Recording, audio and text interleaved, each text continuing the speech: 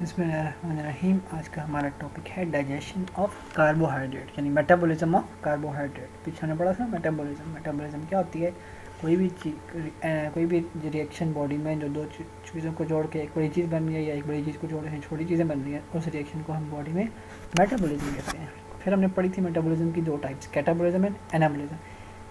What was catabolism कि जब एक बड़ी चीज़ को जोड़ के छोटी चीज़ें बनाई जाए, इसका कॉल्ड कैटाबॉलिज्म। एंड जब दो छोटी चीज़ों को जोड़ के एक बड़ी चीज़ बनाई जाए, इसका कॉल्ड एनाबॉलिज्म। ठीक है, अब कैटाबॉलिज्म में हमारा पहला टॉपिक है कैटाबॉलिज्म या मेटाबॉलिज्म या digestion of carbohydrates.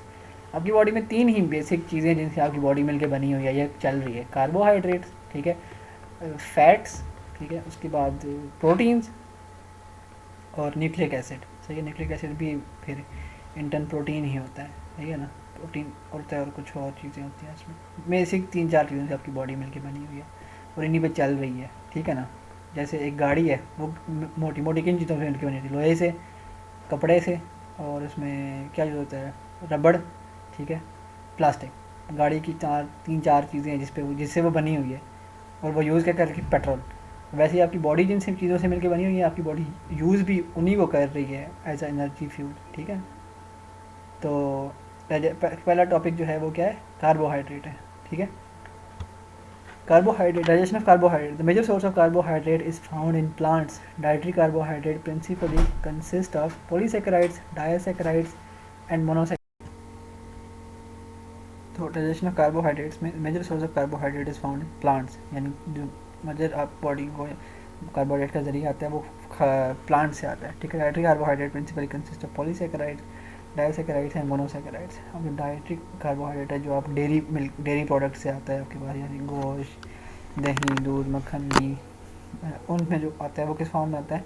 Polysaccharide, monosaccharide and disaccharides की फॉर्म से। Mono mean one, saccharide mean sugar, यानी वो कार्बोहाइड्रेट्स जिसमें एक ही ग्लूकोज का मालिक्यूल होगा उसे हम कहेंगे मोनोसेकेराइड, जैसे कि ग्लूकोज या फ्रुक्टोज, ठीक है। फिर जब दो ग्लूकोज के यूनिट या दो फ्रुक्टोज के यूनिट बनेंगे, दो मोनोसेकेराइड जोड़ेंगे तो एक डायासेकेराइड बनेगा, ठीक है। फिर बहुत सारे डायसेकेराइड जुड़ेंगे तो फिर क्या बनेगा? पॉलीसेकेराइड। जो सबसे ज़्यादा मीठे होते हैं वो मोनोसेकेराइड होते हैं, फिर उसके बाद जो कम थोड़े मीठे होते हैं वो डायसेकेराइड होते हैं, फिर उसके बाद जो मीठे बिल्कुल नहीं होते हैं उन्हें कहते हैं पॉलीसेकेराइड, जैसे कि स्टार्च, ग्लाइकोजन या cellulose. Monosaccharide does not need digestion. Monosaccharide जो कि सबसे छोटा बेसिक यूनिट है कार्बोहाइड्रेट फैमिली का, तो इसकी मजीद डाइजेशन हमारी बॉडी नहीं करती, इसको एज इट इज़ यूज़ करती है, ठीक है। एज इट इज़ यूज़ करके उसको कार्बन डाइऑक्साइड और वाटर और एटीपी में कन्वर्ट कर देती है, ठीक है। बाकी जो आप पॉलीसेकेराइड खाओगे या डाइसेकेराइड खाओगे तो उनको आपकी बॉडी पहले मोनोसेकेराइड में कन्वर्ट करेगी यूज़ करने के लिए, लाइक ग्लूकोज और फ्रुक्टोज में कन्वर्ट करेगी पहले, ठीक है। तो ये आपका डाइजेस्टिव सिस्टम का पार्ट है, जिसमें आप सबसे पहले मुँह से खाना जाओगे, फेरिंग्स, फिर इसोफेगस, फिर स्टमक, फिर स्मॉल इंटेस्टाइन, फिर लार्ज इंटेस्टाइन में चला जाएगा। इसमें कार्बोहाइड्रेट की यहाँ से स्टमक से, माउथ से, स्मॉल इंटेस्टाइन से डाइजेशन और एब्जॉर्प्शन होगी, ठीक है। माउथ में स्लाइवरी एमाइलेज होगा जो कि कार्बोहाइड्रेट को थोड़ा सा डाइजेस्ट करेगा। फिर स्टमक में कोई खास एंजाइम नहीं होता स्टमक कार्बोहाइड्रेट डाइजेशन के लिए। फिर आता है पेंक्रियाज जो एमाइलेज सीक्रेट करता है, जो कि इंटेस्टाइन में इसको डाइजेस्ट करते हैं। फिर इंटेस्टाइन में जो है डेक्सट्रिनेज, माल्टेज, आइसोमरेज, सुक्रेज और लैक्टेज, ये सारे एंजाइम्स हैं जो कि कार्बोहाइड्रेट के डाइजेशन को तोड़ने में हेल्प करते हैं, डाइजेशन में हेल्प करते हैं। Digestion in mouth. अब digestion of carbohydrate starts at the mouth. In the mouth, food undergoes mastication. During mastication, food comes in contact with saliva secreted by the salivary gland. Saliva contains salivary amylase. जब आप खाना खाते हो ना, तो उस खाने में आपके माउथ में क्या होता है? सलाइवरी एमाइलेज होता है, जिसे टाइलिन भी कहते हैं, ठीक है। सलाइवरी एमाइलेज का क्या काम है कि वो कुछ ना कुछ हद तक कार्बोहाइड्रेट की मेटाबॉलिज्म या डाइजेशन माउथ के अंदर स्टार्ट कर देता है, ठीक है। Action of salivary amylase, it require chloride ion for activation and pH of 6.7. Enzyme hydrolysis alpha 1 for glycosidic bonds at random deep inside the polysaccharide starch and glycogen producing dextrins, maltose, maltotriose and glucose. कहता है कि salivary amylase है वो starch, यानी जो रोटी खाई है आपने या आलू खाया या जो है तो ये ब्रेड वगैरह खाई है, उस पर एक्ट करेगा और उसको थोड़ा थोड़ा करके तोड़ना शुरू करेगा।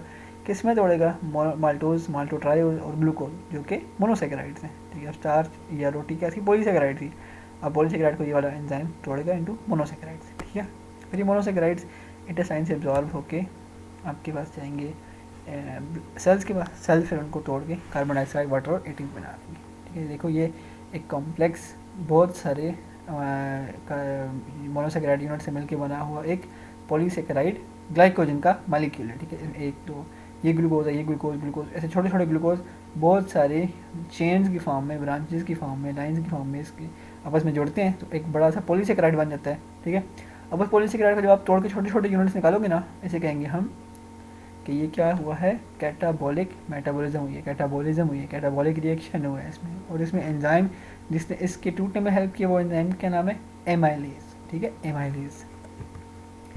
Digestion in stomach. Digestion of carbohydrate temporarily stops in the stomach. The action of salivary amylase stops in stomach because of high acidity of stomach. No carbohydrate splitting enzyme available in the gastric juice. अब जो इसकी digestion है वो stomach में जाके stop हो जाती है क्योंकि स्टमक में कोई खास एंजाइम नहीं था जो कि स्टार्च की या कार्बोहाइड्रेट की डाइजेशन करे। ठीक है, तो स्टार्च जो है ये कार्बोहाइड्रेट स्टमक से एज इट इज़ आगे इंटेस्टाइन के पास चले जाते हैं। ठीक है, फिर इंटेस्टाइन में क्या होता है, further digestion of carbohydrate occurs in the small intestine by the pancreatic enzymes. Food bolus reach the small intestine from stomach where it meets the pancreatic juice. Pancreatic juice contain enzymes called pancreatic amylopsin, similar to the salivary amylase. There are two phases of intestinal digestion: digestion due to pancreatic amylase, digestion due to intestinal brush border enzyme.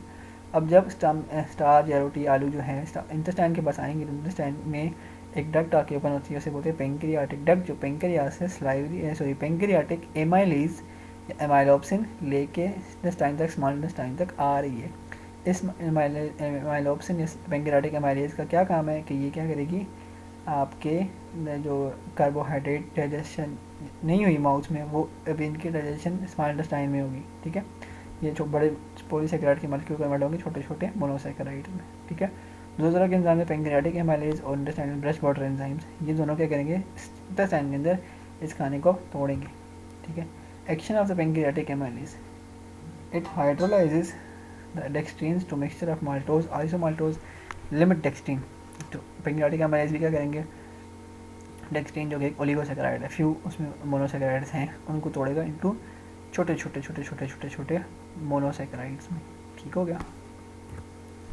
Action of intestinal brush border enzyme, intestine के जो वो होते हैं sales होते हैं उस पर उनको कहते हैं, उनके खास करके सेल्स होते हैं ब्रश बॉर्डर सेल्स, यानी इंटेस्टाइन की जो विलाई होती हैं उनके ऊपर खास करके सेल्स होते हैं जो एक एंजाइम क्रिएट करते हैं। वो एंजाइम भी कार्बोहाइड्रेट के डाइजेशन में हेल्प करता है। ठीक है, माल्टोज जो है कन्वर्ट होगा ग्लूकोज प्लस ग्लूकोज में, दो ग्लूकोज के यूनिट बनते हैं तो माल्टोज बनता है। जब देखें माल्टोज में कितने ग्लूकोज हैं, दो ग्लूकोज हैं, फिर बहुत सारे ग्लूकोज माल्टोज के, माल्टोट्रायोज के, आइसोमाल्टोज के जुड़ेंगे तो एक बड़ा सा पॉलीसेकेराइड का कंपाउंड यानी डेक्सट्रीन या ग्लाइकोजन या स्टार्च बन जाएगा। आइसोमाल्टोज जो है वो भी ग्लूकोज टूट जाता है, दो ग्लूकोज निकलते हैं उसमें, सुक्रोज भी जब टूटता है तो उसमें दो ग्लूकोज, एक ग्लूकोज और एक फ्रुक्टोज निकलता है। लैक्टोज जब टूटता है तो ग्लूकोज प्लस गैलेक्टोज निकलते हैं उसमें से। ये दोनों सारे मोनोसेकेराइड हैं। ये क्या है, ओलिगोसेकेराइड है। जो oligo means few, saccharide mean sugar, mono mean one, saccharide mean sugar. जिस शुगर में या जिस कंपाउंड में एक ही शुगर हो उसे कहते हैं मोनोसेकेराइड, जिसमें दो शुगर्स हों उसे कहते हैं हम ओलिगोसेकेराइड, और जिसमें बहुत सारे शुगर्स हों, इसमें बहुत सारे शुगर्स हैं उसे कहते हैं हम पॉलीसेकेराइड।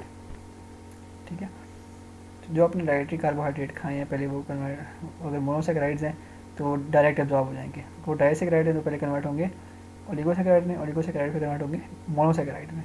ठीक है, polysaccharides convert into mono oligosaccharide, oligosaccharide फिर कन्वर्ट इनटू मोनोसेकेराइड। पॉलीसेकेराइड क्या होता है, इसमें बहुत सारे सेकेराइड यानी ग्लूकोज के यूनिट्स होते हैं बहुत सारे, फिर वो टूटता है इनटू ओलिगोसेकेराइड जिसमें फ्यू, एक दो शुगर के यूनिट होंगे, ऊपर टूटेगा तो सिंगल शुगर यूनिट यानी मोनोसेकेराइड बन जाएगा। ठीक है, why cellulose is not digested by the human body. अब सेलुलोज क्या होता है, cellulose is the polysaccharide found in plants, it contain beta-1,4 glycosidic bond and its structure. Human cannot synthesize the enzyme which can break beta-glycosidic bonds, so cellulose is not digested by human. But although it is not digested by some of its important components in the diet, because in undigested cellulose provide bulk as fiber in the diet. Fiber helps in intestinal motility as a stool softener. अब cellulose क्या होता है, जो plant के पत्ते होते हैं ना, पौधों के पत्ते होते हैं, उसका सबसे जो छोटा यूनिट होता है ना जिससे पत्ता मिलके बना हुआ है, ठीक है, वो क्या है, सेलुलोज है। यानी आप जब पत्ते या कोई सब्ज़ी खाते हो ना, उसमें से जो उसका सेलुलोज है वो आप डाइजेस्ट नहीं कर सकते। बाकी जो उसमें कोई आइटम है वो आपकी बॉडी निकाल लेगी, पर बेसिकली जो पत्ता है ना, पत्ता यानी जैसे कोई भी पत्ता है या पालक है या साग है जो हम खाते हैं, बॉडी उसको बेसिकली डाइजेस्ट नहीं कर सकती। उसमें जो न्यूट्रिएंट्स है वो बॉडी निकाल लेगी, उसके अलावा जो वाइटामिन वगैरह होंगे बॉडी निकाल लेगी, पर बेसिकली वो खुद जो है ना एज अ इट सेल्फ जो पत्ता है बॉडी उसको डाइजेस्ट नहीं कर सकती। पर ये हम क्यों कहते हैं कि इसको खाने की, सब्जियां खाने के बहुत फायदे होते हैं, क्योंकि सब्ज़ी जो चीज़ डाइजेस्ट नहीं हुई वो आपके खाने का एक बहुत इंपॉर्टेंट हिस्सा होगी। कैसे? ये बल्क फाइबर आपको देगी, यानी फाइबर वो चीज़ें होती हैं जो कि हज़म नहीं होती पर आपके आंत के लिए, मोटिलिटी के लिए अच्छी होती हैं, ठीक है, आपके स्टूल बनने में मदद करती हैं।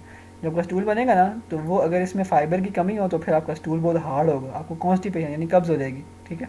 तो फाइबर जो है वो डाइट में बहुत ज़्यादा ज़रूरी होते हैं, वो आपकी कब्ज़ नहीं होने देते एक तो, और दूसरा आपके पेट को भी सही रखते हैं। फाइबर डाइट जो होती है यानी सब्जियाँ वगैरह, ठीक है, तो ये आप खाया करें ज़्यादा से ज़्यादा।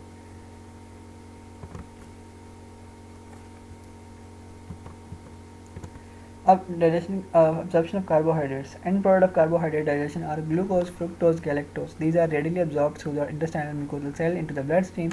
Two mechanisms are responsible for the absorption of these sugars: facilitated transport with concentration gradient, active transport against the concentration gradient.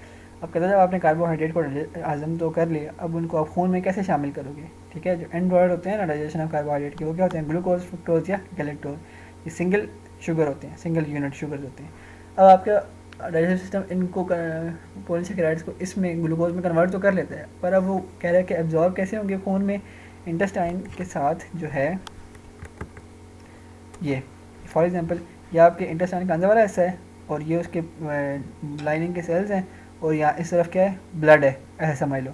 यहाँ पे आपका पेट का अंदर वाला हिस्सा जहाँ खाना पड़ा हुआ है, ये आपके आंतों के वॉल्स हैं, आंतों के सेल्स हैं, और इनके उस तरफ क्या है? कैपिलरीज हैं। अब जो खाना आपने हजम किया है ना, वो खाना आंतों के सेल जो हैं ऐसे, उनकी ख़ास किस्म के रास्ते होंगे, यानी बोलते हैं चैनल्स, उनके ज़रिए वो एकदम से क्या करेंगे? अंदर खींच के खून की तरफ धकेल देंगे। तो अगर वो किसी चीज़ की मदद के ज़रिए आ रहे हैं ग्लूकोज खून के पास, उसे कहेंगे फैसिलिटेटेड ट्रांसपोर्ट। अगर वो आपके आंतों के सेल एनर्जी लगा के, जोर लगा के उसको खींच के खून में शामिल करें, उसे बोलेंगे एक्टिव ट्रांसपोर्ट, ठीक है। फैसिलिटेटेड ट्रांसपोर्ट क्या होती है? This is dependent on concentration of sugar across intestinal lumen and mucosal cell. All the monosaccharides are absorbed to some extent by facilitated diffusion. कि अगर देखो आपका ये हिस्सा पेट के अंदर वाला हिस्सा है, गट जीआईटी का या इंटेस्टाइन के अंदर वाला हिस्सा जहाँ खाना पड़ा है, तो यहाँ पे अगर आपने खाना खाया तो ग्लूकोज की कंसंट्रेशन यहाँ ज़्यादा होगी, यहाँ पे कम होगी। तो ये सेल इस ग्लूकोज को रास्ता देंगे कि कम कंसंट्रेशन से हायर कंसंट्रेशन से लोअर कंसंट्रेशन की तरफ डिफ्यूज हो जाए। तो इस ट्रांसपोर्ट को बोलेंगे फैसिलिटेटेड डिफ्यूजन, फैसिलिटेटेड ट्रांसपोर्ट। अगली है active transport. Transport of glucose and galactose across the blood waters and mucosal cell occur by active transport. This energy required processes that require transport proteins and presence of sodium ions. Sodium dependent glucose transport binds both glucose and sodium at separate sites and transport them into cells. Sodium transport down concentration gradient and glucose transported against the concentration gradient. The process is called contra transport or symport. The energy for this reaction is provided by ATP linked to the sodium pump. अब अगर दोनों तरफ for example खून में भी glucose पूरा हो गया है, पर यहाँ पे आप खाना फिर भी पड़ा हुआ है, आपने ज़्यादा खाना खा लिए, तो फिर आप इंटेस्टाइन के सेल्स क्या करेंगे? ख़ास किस्म के चैनल्स ओपन करेंगे जो शुगर को खींच के, एनर्जी के ज़रिए खींच के ब्लड में शामिल करेगा, ठीक है। इसे कहते हैं एक्टिव ट्रांसपोर्ट, ठीक है। ग्लूकोज ट्रांसपोर्ट इसको छोड़ दो, ठीक है। Disorders of digestion and absorption of carbohydrate. अब एक बीमारियाँ होती हैं जो कि जिनका ताल्लुक किससे होता है? ग्लूकोज की एब्जॉर्प्शन वगैरह से होता है, ठीक है ना। उनमें सबसे पहली बीमारी है लैक्टोज इंटॉलरेंस। लैक्टोज क्या है? एक मोनोसेकेराइड है, ठीक है, जो दूध में पाया जाता है, ठीक है, दूध में पाया जाता है। तो जब आपके पेट में एक ऐसा एंजाइम जो कि लैक्टोज को यानी दूध वाले शुगर को तोड़ता है, उसे कहते हैं लैक्टेज, ठीक है, लैक्टेज। जब उसकी बॉडी में कमी होती है तो फिर आप दूध में जो लैक्टोज है उसको हजम नहीं कर सकते, उसकी वजह से आपका पेट ख़राब हो जाता है।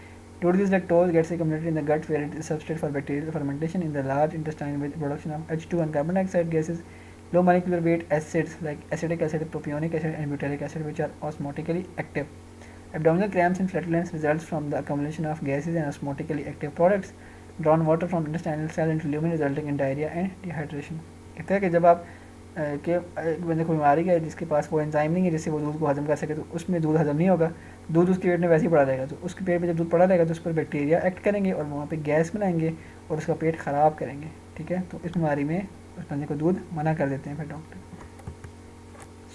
सुक्रेज डेफिशिएंसी, इसमें क्या होगा, वो एंजाइम जो सुक्रेज है वो जो सुक्रोज़ को, जो एक शुगर है उसको तोड़ता है, उसमें वो उस बंदे में वो नहीं होगा बचपन से ही। ठीक है, तो उसमें फिर ये सुक्रेज डेफिशिएंसी होगी। जब वो सुक्रेज खाएगा तो उसको जो है तो पेट ख़राब हो जाएगा। और लैक्टोज जो है एक ओलिगोसैकेराइड है, सॉरी मोनोसैकेराइड नहीं है, सही है।